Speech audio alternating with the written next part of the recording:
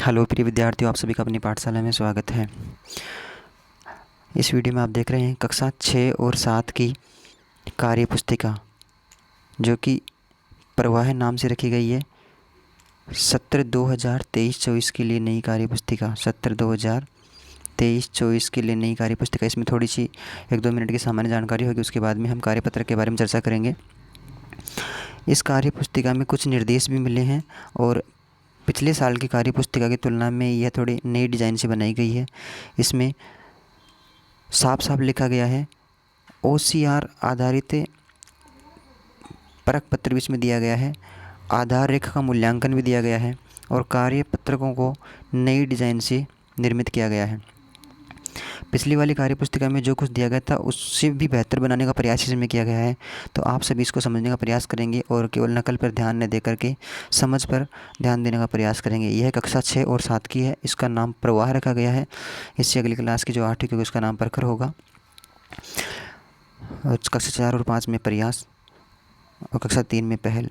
यहाँ पे साफ साफ लिखा हुआ है आपको देखने के लिए कि अभ्यास करें और दक्षता हासिल करें। तो आप सभी का लक्ष्य जो होगा वह दक्षता हासिल करने पर ही रहना चाहिए, न कि एक साथ नकल करके सीखने पर। इसमें आगे एक बहुत ही महत्वपूर्ण पत्र लिखा हुआ है, अनुक्रमणिका।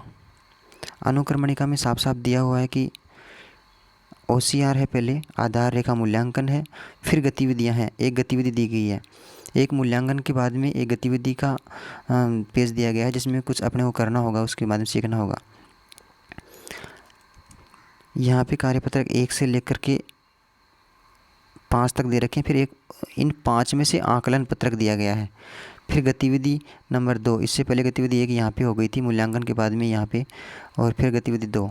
उसके बाद में क्या है, इसमें 6, 7, 8, 9, 10 तक कार्यपत्रक फिर से आ गई। फिर आकलन 2 आ गया। यानी इन 6 से लेकर 10 तक के कार्यपत्रक में आपने जो पढ़ा उनकी समझ के आधार पर एक आकलन यानी परख जांच पत्र दिया गया है, जो दूसरे नाम से। फिर उसके बाद में एक गतिविधि है, जो गतिविधि आपको करनी होगी। और उसके बाद में फिर 11 से लेकर 15 तक अलग कार्यपत्रक हैं। इन सभी कार्यपत्रकों की समझ के आधार पे इसमें है आकलन पत्रक 3 दिया गया। यानी कि नकल न करके इसमें पहले पेज पर जो अंदर कवर वाला पेज है वो मैंने कवर इसमें नहीं कर पाया, तो उसमें साफ साफ लिखा हुआ है, उसको आप पढ़ना कि बच्चों के नाम पत्र, बच्चों के नाम संदेश, पहले वाला जो पेज है कार्य पुस्तिका का उसके ऊपर पढ़ने का प्रयास करना। बच्चों के नाम पत्र, उसमें साफ साफ लिखा हुआ है कि समझने का प्रयास करें, रटने का प्रयास नहीं करें। और किसी की मदद ले सकते हैं, भाई बहन, माता पिता, अध्यापक या फिर मोबाइल, किसी की भी मदद ले सकते हैं। लेकिन उस मदद का मुख्य उद्देश्य जो होगा वो यही होगा कि समझने पर ध्यान दिया जाए, न कि नकल उतारने पे या रटने पे। अगर ऐसा आप करेंगे तो फिर दक्षता हासिल नहीं कर पाएंगे। ये सभी कार्यपत्रक हैं, इनमें सभी गतिविधि, यहाँ पे फिर OCR आधारित आकलन नंबर 2 भी दिया हुआ है।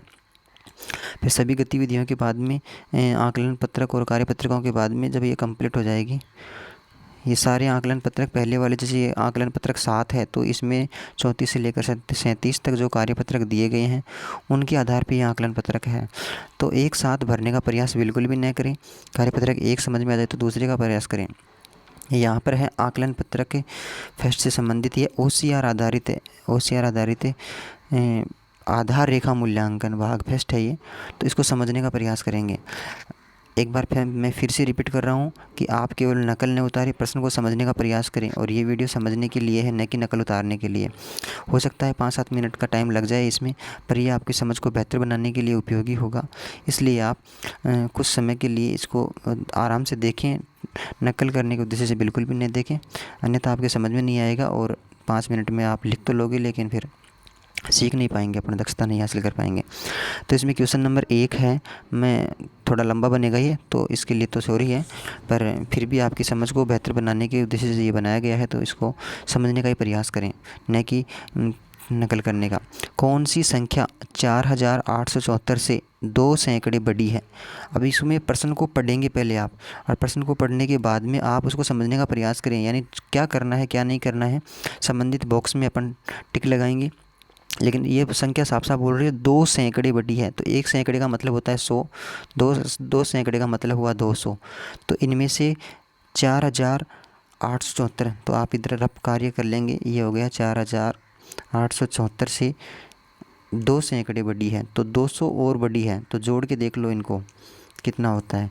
इस प्रकार से आप करोगे तो ये 4 आ गई, फिर यहाँ पे 7 आ गई, 8 और 2 10 की बिंदु हासिल की 1, 4 और 1 5, तो 5074।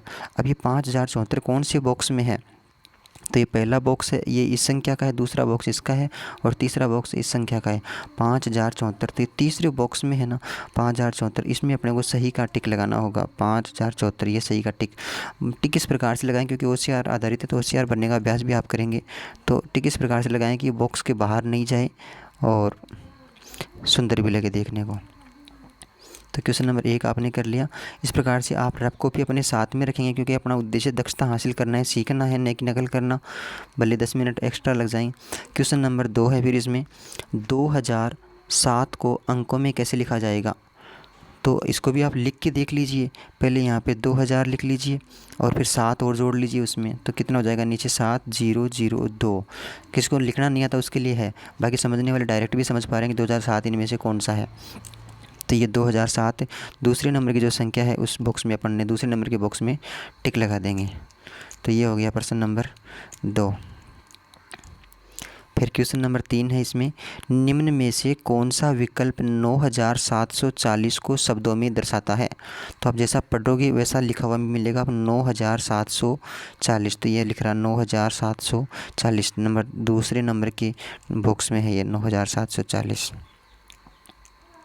ये हो गया। इसके बाद में क्वेश्चन नंबर 4 है, निम्न का विस्तारित रूप की संख्या बनाइए। आपको कुछ संख्या दिख रही है, अब इसको जल्दीबाजी में आप कर पाएंगे तो शायद गलत हो जाएगा, हो सकता है किसी को सही भी आता हो। तो ये 80,000 है और ये 80,000 लिख लिया। इसके बाद में है 3,000, तो आप इनके दाहिनी साइड से संख्याओं को सिद्ध में लिखेंगे। 3,000 लिखना है आपको, फिर उसके बाद में 20 लिखना है, उसके बाद में 9 लिखना है और सिद्ध में जोड़ दीजिए इनको। तो ये हो गया 9, 2, 0 और 8 और 3 कितने होते हैं? इसमें फिर 2000 0 3 8 संख्या बन गई 83,029। 83,029। तो अब आप देख लीजिए 83,029 कौन से नंबर के बॉक्स में है? ये लीजिए तीसरे नंबर के बॉक्स में 83,029। ये मैं आप केवल बॉक्स को न देखें, उत्तर को न देखें, आप प्रश्न को हल करने का तरीका देखें, क्योंकि एग्ज़ाम में आपको इसी प्रकार से हल करना है। तो ये आपको तरीका सीखना है, न कि आपको इसके उत्तर देखने हैं। फिर इसके बाद में क्वेश्चन नंबर 5 है, ये है कि 518 एक संख्या है जिसमें 4 का भाग देना है आपको। 518 में 4 का भाग देना है, फिर भागफल यहाँ पे लिखना है और शेषफल 2 बचना चाहिए। तो भागफल कौन सा आएगा उसके संबंधित बॉक्स के टिक लगाएंगे कौन सा है। तो आप 518 में यहाँ भाग दे के देख लीजिए कितने का, 4 का भाग दे के देख लीजिए। 4 एकम 4, फिर नीचे उतारोगे 5 में 4 घटाओगे तो 1, फिर आगे वाली संख्या 1 है। 4 दूनी 8, 11 के नीचे लिखेंगे, फिर घटाओगे 11 में से 8 गए तो 3, फिर कितने बच गए 8 और उतारोगे 38 हो गई। फिर 4 वाटे 4 नाम 36, 9 बार पाड़ा बोलोगे तो 36 आ गई। फिर 4 नाम 36, नीचे कितना शेषफल बच गया 2। तो ये शेषफल तो 2 यहाँ पे बचा हुआ लिखा हुआ है, 129 आए। तो भागफल कितना आया 129। अब आपको इस डब्बे में भले 129 लिखो या चाहे मत लिखो, लेकिन जो 129 वाला बॉक्स है उसमें टिक ज़रूर लगाना है, क्योंकि OCR में जब कंप्यूटर पढ़ेगा तो उत्तर इसको बॉक्स वाले को पढ़ेगा। इस बॉक्स में आपको 129 लिखना है और यहाँ पे आप लिख दीजिए, यहाँ पे 129 नहीं लिखोगे चलेगा, लेकिन बॉक्स में टिक सही में लगना चाहिए। तो आपने भाग दे के देख लिया। इस प्रकार से आप जब एग्ज़ाम में करेंगे तो रफ जगह पे यानी रफ कागज़ में आपको ये काम करना ही होगा। मैं फिर रिपीट कर रहा हूँ, वीडियो थोड़ा सा लंबा बनेगा, लेकिन आप इसमें सीखने पर ध्यान दे रहे हैं, नहीं कि नकल उतारने पर। क्वेश्चन नंबर 6 है, नीचे दिए गए संख्या वाक्य को देखें। नीचे दिए गए संख्या की वाक्य को देखें और जो खाली जगह है वहाँ पे अपने को लिखना है। अब आपको समझने का है प्रश्न। 120 लिखा हुआ है, 1 मिनट थोड़ा सा मैं इसको कम कर लेता हूँ। 120 है और इसको 40 से गुणा करते हैं तो कितना आता है आप देख लीजिए इसको। 120 को 40 से गुणा करोगे तो 12 चौक 48, डबल जीरो यानी 4800 हो गई। अब ऐसी ही संख्या है इधर, तो उसको 20 से गुणा करें तो ये 4800 आना चाहिए। अब इस बात का कैसे पता लगेगा, तो आपको पता होना चाहिए कि ये बराबर का चिन्ह बीच में दिया हुआ है, तो इधर जितना वज़न है उतना ही वज़न इधर है। तो 4800 में आप 20 से भाग दे के देखेंगे तो ये 4800 हो गए। इसमें 20 का भाग दे के देख लीजिए, नीचे बिंदु से बिंदु कैंसिल, और ये कितना आ गया, 2 से भाग दोगे तो 24, और एक बिंदु 240 आ गए। तो यहाँ पे क्या आएगा, 240 भाग दे के देखा तो यहाँ पे कितना आएगा, 240। 240 कौन सी बॉक्स में है, तो 240 वाले बॉक्स में टिक लगा दिया आपने। इस प्रकार से ये हल हो गया। क्वेश्चन नंबर 6 तक हल हो गया है। ये OCR आधारित है, तो इसमें 1 घंटे का टाइम मिलता है, 15 क्वेश्चन आते हैं, और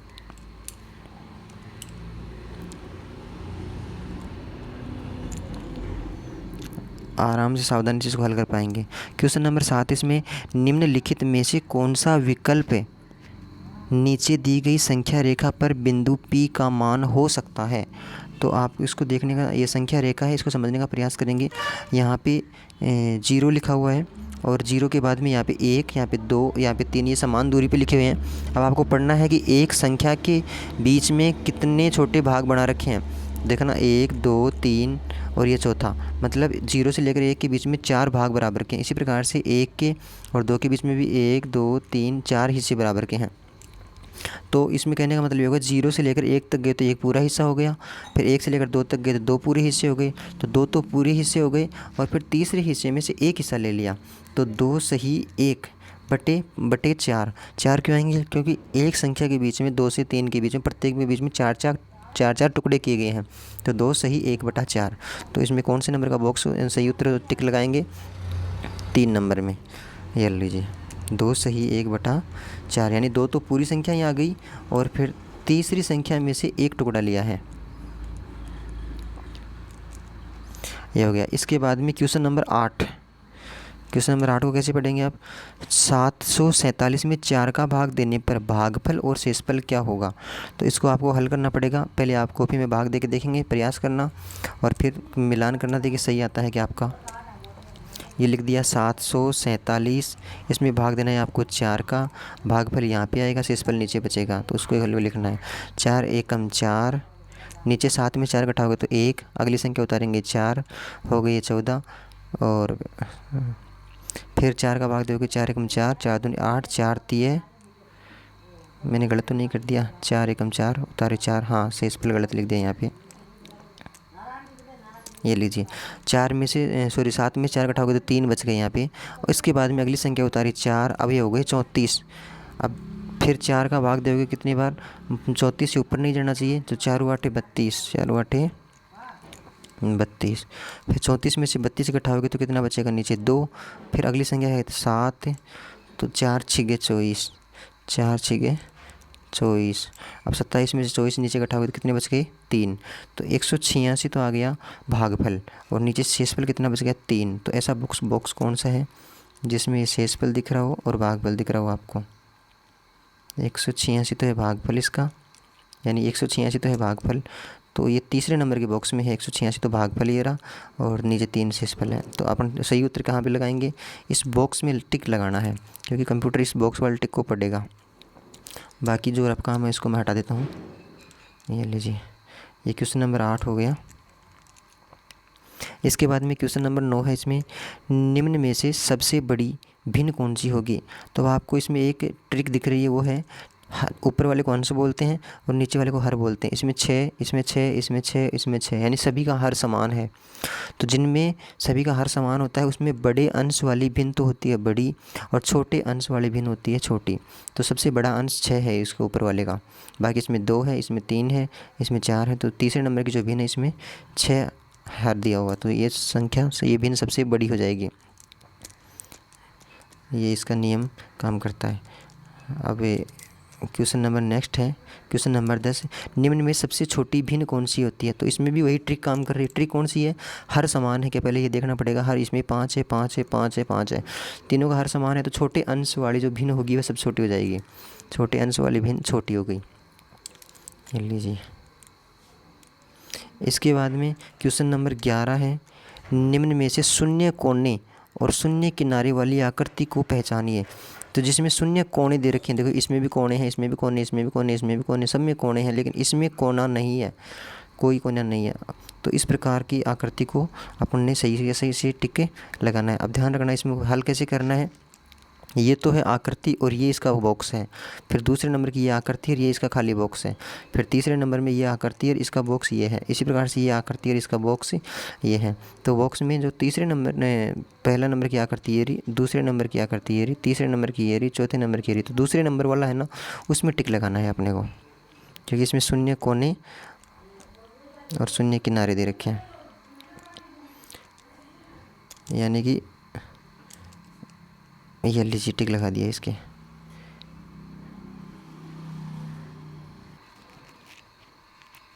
क्वेश्चन नंबर 11 तक इसमें हो गया है। अब नेक्स्ट क्वेश्चन है क्वेश्चन नंबर 12। अब इसको पढ़कर समझने का प्रयास करेंगे अपन। 18 लोगों के एक परिवार में 9 लोग आम खाते हैं और बाकी के लोग नहीं खाते। परिवार में कितने लोग आम नहीं खाते। तो इसमें पहले ही बता दिया है कि 18 लोगों का कुल परिवार है, उनमें से 9 लोग खाते हैं। तो यानी 18 में से 9 तो खाते हैं, तो कितने लोग नहीं खाते, तो बाकी 9 बच गए। आप इसको घटा भी सकते हैं 18 में से 9, तो फिर शेष बचेगा, अपने आप पता लग जाएगा। ये क्वेश्चन नंबर 12 हो गया। फिर क्वेश्चन नंबर 13 है, सोनू 11 डिब्बों में 212 चूड़ियाँ रखना चाहती है। अगर वह हर डब्बे में बराबर चूड़ियाँ रखता है तो कितनी चूड़ियाँ डिब्बे के बाहर बच जाएंगी। तो शेष कितनी बचेंगी आपको ये देखना है कि 11 डिब्बे 11 हैं। जैसे इसको समझने का एक तरीका बता रहा हूँ। वैसे जैसे एक चूड़ी इसमें रख दी, 1 2 3 ऐसे सब चूड़ियाँ रख दी इसमें, तो सब में बराबर बराबर चूड़ियाँ आएंगी। फिर दूसरा नंबर, तीसरा नंबर, चौथा नंबर, तो ऐसा तो करना संभव नहीं है। तो इसे करने के लिए क्या करना, हल करना पड़ेगा। 212 है, 212 है और डब्बे हैं इसमें 11, तो 11 का भाग देना पड़ेगा आपको। फिर शेषफल कितना बचता है वही इसका उत्तर हो जाएगा, कितनी शेष बच गई। तो 11 एकम 11 और 21 में से 11 घटाओगे तो नीचे बचेंगे 10, आगे वाली संख्या उतारोगे 2, 102 हो गई। और 11 का पहाड़ा कितनी बार बोलोगे, 11 9 बार बोलोगे तो 11 9 99, और 102 में से 99 घटाएंगे तो कितनी बच गई, फिर 3 बच गए। तो ये 3 जो शेष बचा है यही इसका उत्तर है, ये बोल रहा है। यानी कि 19 चूड़ियाँ रखी जाएंगी 11 डिब्बों में, यानी 19 पहले डब्बे में 19 चूड़ियाँ रख दोगे, दूसरे डब्बे में भी 19 चूड़ियाँ रख दोगे, तीसरे में 19, चौथे में भी 19, इस प्रकार से 11 डब्बों में 19 चूड़ियाँ रखी जाएंगी और शेष बचेंगी, लास्ट में 3 चूड़ियाँ बच जाएंगी। तो यही इस प्रश्न में पूछा था कि बाहर कितनी बच जाएंगी। तो इसका सही उत्तर हो जाएगा ये 3, पहले नंबर का बॉक्स हो जाएगा इसका। ध्यान रखें, हल ज़रूर करें, उसके बाद में ही आप सही से टिक लगाएं। केवल मदद लेनी है आपको, नकल नहीं लेनी इस वीडियो की। अगला है क्वेश्चन नंबर 14। रवि के पास 5000 रुपये थे। रवि ने बाज़ार से 1760 रुपये के कपड़े, 1260 रुपये का किराने का सामान व 1330 रुपये की पुस्तकें खरीदी। रवि के पास अब कितने रुपये बचे हैं, शेष रहे हैं। तो 5000 रुपये लेकर बाज़ार गया था, उनमें से आप देख लीजिए इसमें कितना बचा है। पहले तो 1760 रुपये खर्च कर दिए कपड़े में, 1260 रुपये किराने का सामान ले लिया 1260 का, और 1330 रुपये की किताबी पुस्तकें खरीद ली, 1330 रुपये की पुस्तकें। अब आप ये देख लीजिए कुल कितना सामान, कितने रुपये का सामान खरीदा। 0 6 और 6 12 और 3 15 की 5 हासिल की 1, और 7 और 2 9, 9 और 3 12 और 1 13 की 3 फिर हासिल की 1, और 3 और 1 4, 4350 रुपये का सामान खरीद लिया। अब लेकर कितने गए थे, 5000 गए थे, तो 5000 में से 4350 आप घटा दीजिए इस प्रकार से। 5000 में से 4350 जैसे आप घटाओगे तो कितने बच जाएंगे, 650 रुपये ये बच गए। और प्रश्न में ये कि अब कितने रुपए शेष बचे हुए हैं, यही आपको यहाँ पे लगाना है, 650 रुपये। तो बॉक्स में इस प्रकार से आप हल करेंगे और उत्तर निकाल के, इसमें ध्यान रखना घटाव भी करना है और जोड़ भी करना है, तब जाके आपको सही उत्तर प्राप्त होगा। तो 650 रुपये बचे हैं। इसके बाद में लास्ट क्वेश्चन है क्वेश्चन नंबर 15। सना के पास 1000 रुपये हैं, वह 2 किताबें खरीदती है। प्रत्येक किताब की कीमत 125 रुपये है। वह 450 रुपये अपने पिता के लिए एक कमीज़ खरीदने में खर्च करती है। अब सना के पास कितने रुपए बचे हैं। ये भी वैसे ही करना है। इसको ध्यान से पढ़ना है कि सना के पास 1000 रुपये हैं, वह 2 किताबें खरीदती हैं, प्रत्येक किताब की कीमत 125 रुपये है। तो ध्यान रखो, 2 किताब खरीदती है, 125 की एक किताब है, तो 2 किताबें कितनी होंगी, 125 को 2 से गुणा करके पता लगा लोगे आप, यानी 250 रुपये की तो किताबें हो गई। उसके बाद में 450 रुपये की एक कमीज़ खरीदती है, तो 450 रुपये की एक कमीज़ खरीद ली, तो 0 5 5 10 की 0, और ये कितना होगा, 4 2 6 1 7, यानी 700 रुपये खर्च कर दिए उसने।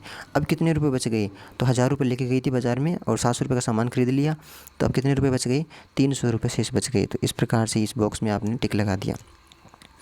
तो ये हो सकता है थोड़ा सा वीडियो थोड़ा लंबा बन गया, इसके लिए तो सॉरी है, लेकिन समझने का प्रयास ज़रूर करें। अगली वाली वीडियो में फिर मिलेंगे, तब तक के लिए बहुत बहुत धन्यवाद। इस वीडियो का केवल देख करके आप मदद प्राप्त करने की कोशिश करें, केवल नकल नहीं करें। अगर आप 2 मिनट में इसका उत्तर देख के लिख लेंगे तो सीख नहीं पाएंगे। तो हर प्रकार के कार्यपत्रक में, हर प्रकार के आकलन में आप इसी प्रकार से प्रयास करें, ताकि आप समझ पाएँ और सीख पाएँ और आप अपने आप को बेहतर दक्षता हासिल कर पाएँ। अगले वाली वीडियो में फिर मिलेंगे, तब तक के लिए बहुत बहुत धन्यवाद। ये हो गया कक्षा 6 और 7 दोनों के लिए उपयोगी है, OCR आधारित रेखा मूल्यांकन। धन्यवाद।